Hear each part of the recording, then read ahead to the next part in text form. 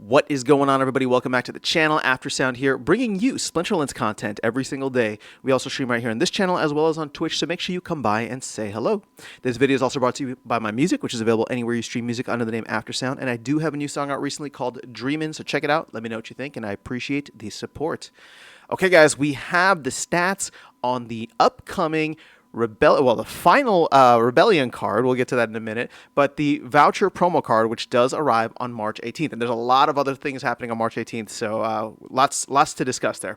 But we'll save that for other videos. Right now, I just want to focus on the stats. I want to focus on the details of this purchase because it's a little interesting when you compare it to Mana Warden and Ulfka. So here we go. Keelan Gaines, it is Death and Dragon, which is an interesting combination. A Master of Deception, a wielder of both Necromantic and Dragon Magic, goes live on Tuesday, March 18th, and that's when Ulfka will be replaced as well. So, let's go into a little bit of lore here, right? An elite operative in Grandmaster Wraith's secret network. So we're going all the way back to Chaos Legion. See, they're tying all this stuff together. Got to love it. So here's how you get them. It's 100 vouchers per copy, 115 copies to max them out. Looks like it's going to be a rare card, which I think they mentioned somewhere. Yeah, so well, at least 115 copies to max them out is what you need for rares. And then each card purchased has a 4% chance of a gold foil. And if you purchase 25 at once, you are guaranteed to get a gold foil.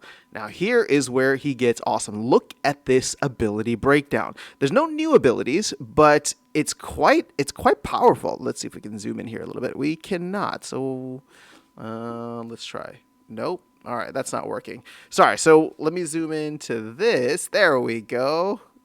Nice and blurry for you. All right, so Keelan Gaines, 8 mana, which is a little high, right? But he's got I think the ability set to really pull it off, as well as like 9 health. So like you're getting somebody with, who can take a little bit of a hit. And 3 magic damage, and this isn't max level, right? So 3 magic damage, 6 speed, and snipe, phase, backfire, as well as double strike. Now, double strike is what you get at the max version, right? So all of a sudden, this guy's doing 6 damage per turn. And when you imagine like pairing him, because he's dragon, right? When you imagine pairing him with someone like Nidhogger, where you can get blast damage from that as well, or you can do what's that called? Execute, right? I mean, this card starts to get really interesting. You could throw him in the back line. You could throw him in the front line, right? That phase and backfire offers additional damage defensively. But if you break it down here, right, 1 BCX of this card is just going to get you 2 damage, 5 speed, which is still pretty fast, right? And snipe, and decent amount of health. Where this gets interesting, I would say, is when you get him to maxed for silver. And I know like these don't necessarily count as much outside of like tournaments and brawls, but again, still important. If you get him max for silver, that's when he gets phase and backfire, right? You get phase still in bronze, so that's cool, and it can probably be helpful there. And that you only need 5 BCX for that, but 25 BCX gets you the triple ability set here. But then it's a long slog to. Right, you essentially have to get 4 times as much, or 3 times as many in terms of like investment to go all the way up to 115. And that's where you get the double strike. And that's where I think this card becomes really powerful. So I think that this is, it's a cool card. I like using Dragon. I like using Death. And for people that are fans of each of those elements, I think, this will be an interesting card to see.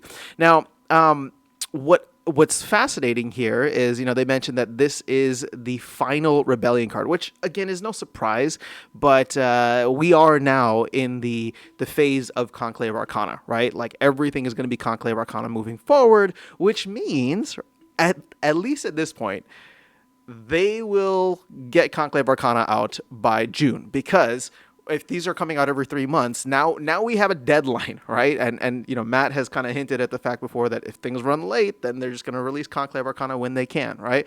Well, first was in April, at least that was my thought. Now it's in May. And again, maybe that was just a misunderstanding on my part. I'm not trying to call it out here. I'm just saying, like, when that proposal came out, it sounded like they were trying to get it out in April. So I was expecting the pre-sale to be in March, but it sounds like they're planning to do the pre-sale in April and then the actual release of the set in May. But no worries, because at least it shouldn't go any later than June because, well, the next voucher promo card is going to be a Conclave Arcana one. So exciting stuff. There's a lot happening on March 18th. I'm making other videos for it. I don't know which ones are going to come out first, but land just got announced, 1.75, as well as the seasonal rentals coming in, even though we knew that already. So let me know your thoughts in the comments below. Are you planning to get this card? Is this something that is exciting and appealing for you? What's interesting about this, and let me close with this. In order to get a max copy, it's 11,500 vouchers, right? 100 vouchers times 115.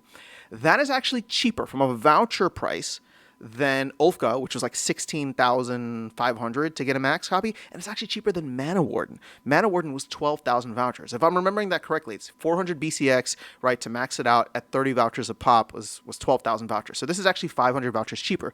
But voucher prices have actually jumped up.